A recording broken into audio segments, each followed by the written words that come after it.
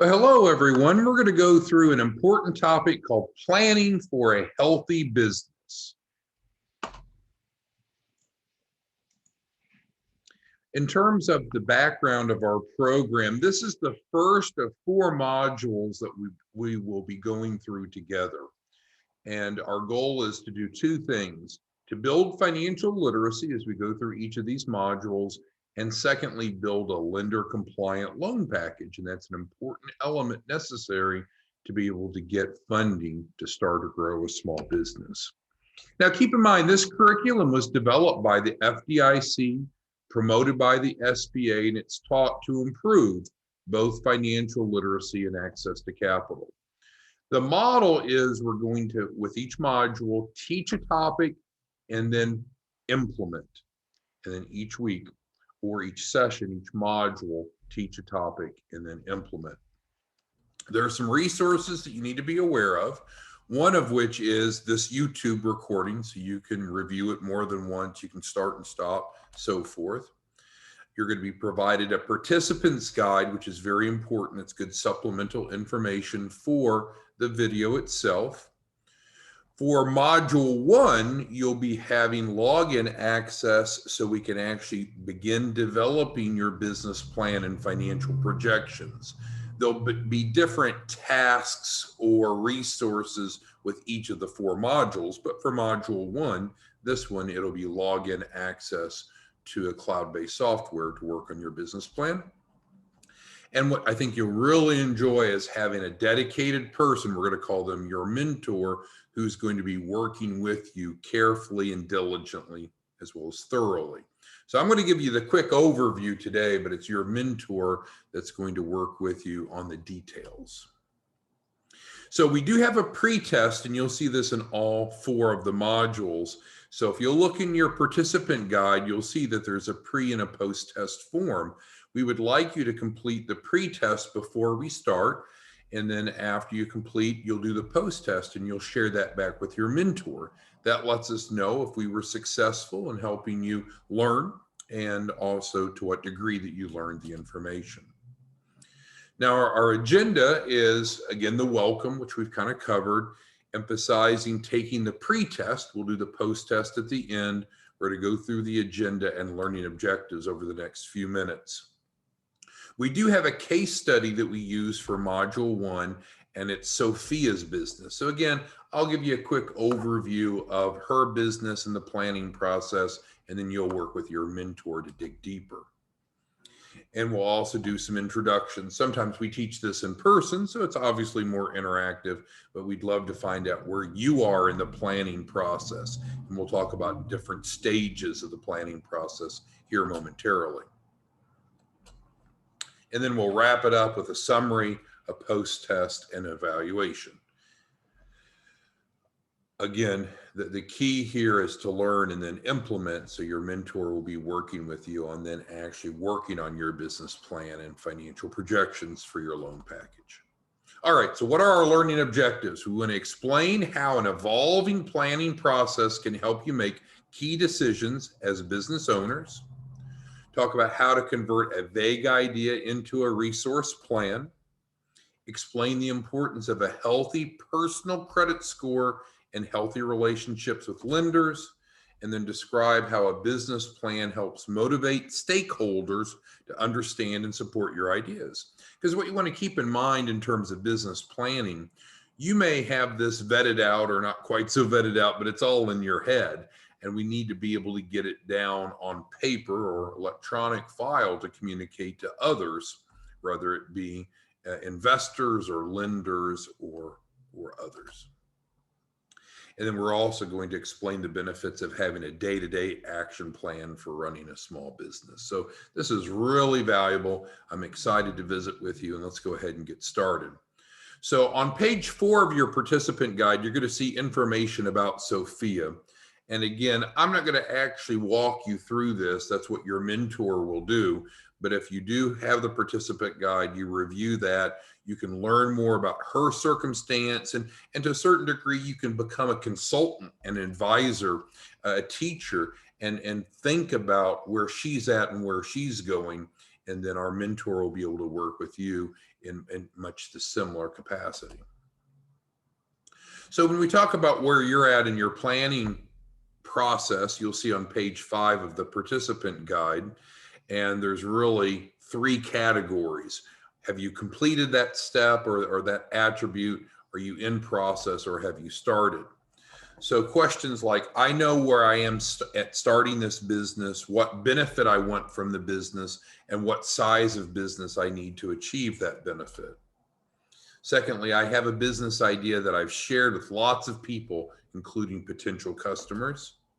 I know how much money I'm going to need to open my business, and I know how much money I'll need to keep operating.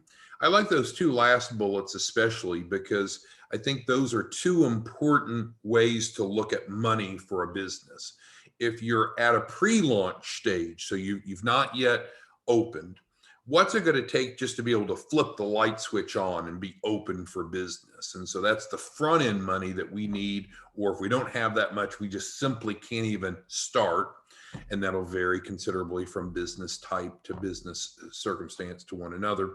And then secondly, okay, so we've got the light switch on, now we're open for business. How much additional capital do I anticipate needing over the next 6 months?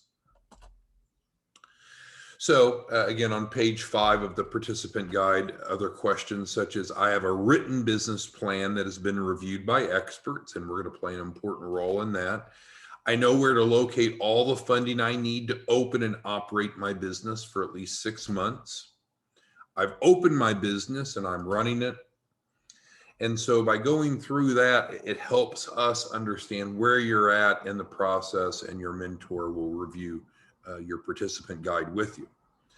Now we're on page 6 of the participant guide, and we're looking at the 4-step planning model. And as a former college professor myself, I think it's important to understand the different phases of planning, because to just jump right to a full business plan can be a bit overwhelming. So we see step 1 here. This is the back of the napkin plan. I think Southwest Airlines is one example that we hear of that famously started with just an idea on the back of a napkin. But their step 1 back of the napkin plan is essentially just some initial research and planning. Am I the right fit to be an entrepreneur? Is it a go or a no-go? So it's not vetting through all that needs to be vetted through. It's just that up front. And for most of us that especially are entrepreneurially minded, there's lots of ideas, maybe even on a daily basis, that we see what may be an opportunity and we consider it. But we need to be able to vet through it at that high level. And then we move on to step 2. Okay, if I want to do this, what do I need to do, again, for my analogy, to flip the light switch on? What's it going to take in terms of time, in terms of money, in terms of equipment, supplies? What do I need to be able to get this started and operating? Because obviously we want to get a business up and going and generating revenue as soon as possible. That doesn't mean that we still won't need additional money other than what we can earn, but we need to get it up and operational as soon as possible. And that's about step 2. Step 3 is the business plan. So now we're developing the more thorough business plan. Who are our target customers, our target audience? Who are our competitors? What are our strategic advantages? What's our pricing? There's a lot more details. So you can see, if we haven't vetted through step 1 and 2, step 3 is really too much too soon. So that's why we're breaking this down. And your mentor is going to work with you to figure out where you're at. It may be too soon to jump in to the business plan software that we're ready to help you with. We may need to really start at a more basic level with 1 or 2. Some of you may be much more sophisticated, experienced, and or further along in your business process. You're already open for business. You're already operating. Maybe you're quite successful, quite profitable, but you just still need more capital. Well, that's great. We still need to vet through a solid lender compliant business plan. So my point is, you may be beyond steps 1 and 2, and you're ready for step 3, which is fine. On occasion, we'll work with clients that already have a thorough business plan and financial forecasting put together. All they have left is just needing the access to capital, and that's fine too. Then we get to step 4. This is that ongoing action plan. Sometimes it's kind of referred to as coaching, where it's not just getting the plan together or getting money. It's the ongoing, let's manage the business. So with Sophia, again, you can see that it took her a couple years to work through the 4 phases of planning. For you, it could be much tighter. And again, you may have already completed some of the early steps and you're more advanced. Your mentor will sit down and help you vet through where you're at and next steps on that. Let's go ahead and dig into the examples of the different phases. So with step 1, phases of the planning process, the back of the napkin plan for her was, okay, what is it I want to do? Do I want to fix smartphones, tablets, appliances? What's the scope of what I want to do?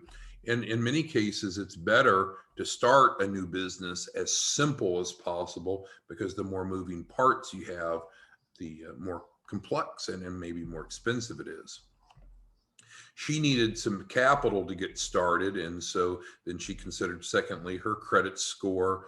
She was thinking about, what do I need? I need a website, who's my competition, and so forth. And so some key questions on step 1 that you'll see on page 7 of the participant guide are, what benefits do I want to get from my business? I used to work for the SBA. This is one of the first questions that we would ask clients when I was an SBA advisor is, okay, are you wanting to replace your income, or is this just a side gig? Let's talk about the scope. What are you wanting to accomplish? You want to become wealthy? Is it just an extra 100,000 a year? Is it just an extra 1,000 a month? It's very important to figure out kind of the scope of what you're trying to accomplish, because it'll impact many of the decisions that you make. And of course, what size of a business would we need to achieve those benefits that I just referenced? And then, have you identified a real business opportunity which you can capitalize on? And lastly, on this page, what assets do I need to be able to purchase, rent, or lease? Do I need to hire people? And so for Sophia, again, I'm going to leave this for your mentor to work with you. She put together her startup cost and broke it down. And so if you're that early in the planning process, your mentor will work with you on doing this as well. Now, so step 1 is the go, no-go decision, the back of the napkin. Now we're off to step 2, figuring out in more detail what's it going to take to get the light switch turned on. She figured out that she needed $21,000 of startup cost. She had $7,000 to put into it. Thus, she was $14,000 short. So in her case, she needed to figure out, where's this extra $14,000 going to come from? So some ideas on resource planning. You want to interview stakeholders, competitors, and other business owners for ideas in terms of locations and how to get discounted equipment and supplies. I know I just worked with a restaurant that expanded. They'd been open about a year. They were in lease space, and we worked together to actually buy the real estate and then remodel it. And since it's a larger restaurant now, needed to buy additional equipment for the kitchen, as well as tables and chairs for the customers and everything in between. And so we were able to work together to find some pre-owned equipment and restaurant supplies that reduce the cost considerably. That may or may not happen for you, but we just need to think about these details. We need to think about the pros and cons of how much inventory to buy. And again, using that client as an example, the pizza restaurant, they recently moved to the new location, has been open now about 2 weeks as of this recording, and it's gone so successfully that multiple times, including last night, they had to close early because they had ran out of not all supplies, but ran out of some key supplies out of inventory. And so depending upon the type of your business, how you manage inventory can be a make or break decision. How much you're going to pay and who you're going to hire for employees, considering taxes, insurance, and other services. So resource planning is, okay, I like this enough from step 1, the go versus no go. Now I need to figure out what's it going to really cost in detail. Kind of what's my shopping list or checklist of what I would need to do, need to arrange, need to buy to be able to execute. Okay, and so then that takes us to step 3. Now, step 3, again, we use some cloud-based software that we pay for you. You don't have to pay for it. And it's great because you'll be able to access it and you'll be able to share privileges if you like to with your mentor so they can look at it as well. Pages 13 and 14 in the participant guide will talk some about this. It's not really training you on the software that we use, but about the concept itself. And with the business plan, we want to tell a story that makes your idea come alive so we can convince others to make a stake in you. Normally, we're going to project out 3 years of income and expenses and thus profitability. And that can be kind of difficult, right? You know, sometimes we don't know what's going to happen tomorrow or next week or next month, let alone 2 years out or even 3 years out. But that's typically what we should put together are our projections for a lender compliant business plan. And your mentor is going to work with you and help you and we'll get there. Don't worry if this seems a little bit much for you. We're here to help. So it's going to outline your business development plans in financial terms. And I just can't reemphasize enough. We are here to help you with this. We're going to have a mentor that's going to work with you to help you create this lender compliant business plan and financial forecast. So worry not. Now, in Sophia's case, you can take a look at this, and I'm not going to spend much time on Sophia's business model. I think it's a good case study. Your mentor can walk you through this, but in the end, our primary focus is on helping you develop your business plan. Now, when it comes to money, most small businesses will need additional capital to start or grow. It's very rare that a business can reach its potential without additional capital. It's important to understand that the capital can come from many different places, and it could be debt, money that we borrow and we promise to pay back, or in fact, it could be non-debt based. It could be equity based or even earned income. So there's 3 categories, and really only 3 categories where money can come from to start or grow a business: debt, equity, earned income. But on page 15, you can learn a little bit more about angel investors and bootstrapping and crowdsourcing, using friends and family members, which I believe Sophia did, incubators and virtual incubators, local and state economic development organizations, peer-to-peer lending, small business loans, and venture capital. So again, you're going to go through these 4 modules, and we're going to build this lender compliant business plan. You'll have a financial advisor, myself or one of the others, assigned to you. All of us have prior banking, lending, and or SBA experience.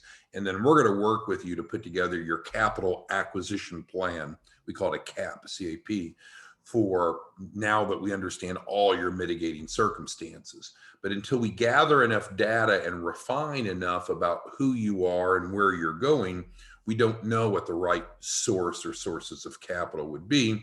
The point of this slide is just to let you know there's a lot of money out there. There are different requirements for each one.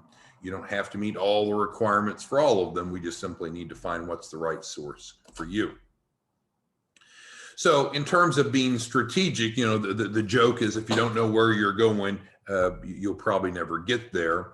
And so in terms of the 4th element of planning, what we want to do is continue to have ongoing plans rather than just the upfront business plan that's forward projecting. So we want to plan for the future, plan for change, and inevitably we're going to have some ups and downs. We're going to have some successes and failures. And so we'll commonly need to revise as we go along, learn from the past, both our successes and mistakes. We're going to try to minimize risk, but ultimately we need an action plan to be able to stay on track and stay strategic. Now, you'll see Sophia's action plan on page 16, and it's using a concept called SMART goals, which I'll go more into on the next slide. But she has some specific goals, corresponding tasks, some success criteria, time frame, and what resources are needed. So again, your mentor will work with you on all of this for your business. But let's dig into a little bit more about what SMART goals are. And again, as a college professor, I taught this and students really enjoyed it. College students really enjoyed it. So SMART stands for S is specific. We want to state goals that are precise. M stands for measurable, something that we can calculate, we can measure, we can determine if we met that goal or not. A stands for attainable, something that is within our reach. We don't want to plan for things that are unrealistic. We can be aggressive, but if it's unrealistic, then it's really more of a hope than a plan. It needs to be relevant, so it needs to be focused in on what's applicable to your business. And T is time-based, so again, we can measure, did we meet it or not? We can't just leave it open, that at some point in the future, I'll open my business, or at some point in the future, I'll earn $100,000 a year. We need to be more specific to have measurable, specific, measurable, attainable, relevant, and time-based goals. So kind of wrapping this up, and again, this is just an overview. Your mentor is going to work with you on going through the participant guide and then implementing the planning process. But just keep in mind, there's more than one way to plan. The resource process helps kind of vet through your ideas and help prevent errors. The types of plans that you need for your business will change or evolve as your business evolves and grows. I know it's easy for many of us that have work and families and other obligations and time commitments to not want to stop and set time aside to plan properly. But it makes a real difference in the predicted success of your business. But as we're working with you to help you access capital, it's crucial that we have a plan in writing so we can understand it, and then we can work with you to identify the right source or sources of capital based upon your mitigating circumstances. So there are many benefits of planning. You know where you're at and where you're going. It can help you save time and money, help avoid mistakes, allows you to think through and start asking some great questions, get your stakeholders in the process, make better decisions, and measure progress on tangible goals. Well, you might argue if these are, as well as focus on finances. So if these are benefits, what are some risks of not planning? Well, we could waste more time and more money than if we did plan. We can do too much, and that commonly happens. We're doing things that are not laser focused on our success, and that can cause us to miss other opportunities. We could burn out. We could confuse or alienate investors, and I would even expand that to not only investors, but also lenders. We need to be able to convey concisely who we are, what we do, how much capital we need, what we're going to use it for, and what we think is going to happen by them investing in us, whether it be loaning us money or what. So failing to do the math or to quantify success in practical business terms is a risk, and we mitigate or minimize that risk based upon going through this planning process, which your mentor will help you with. All right, so I mentioned earlier we had the pre-test, so hopefully you did that, and then you'll want to go ahead and do the post-test that helps compare what you've learned by going through the curriculum. There's an evaluation form that we'd really like you to complete, and then you're going to want to visit with your mentor to review this module and work on your business plan. So thank you so much. I'll see you back on module 2. There's only 4 modules that we'll go through. This is the first of the 4. Thank you for your time, and I look forward to visiting with you soon. Have a great day.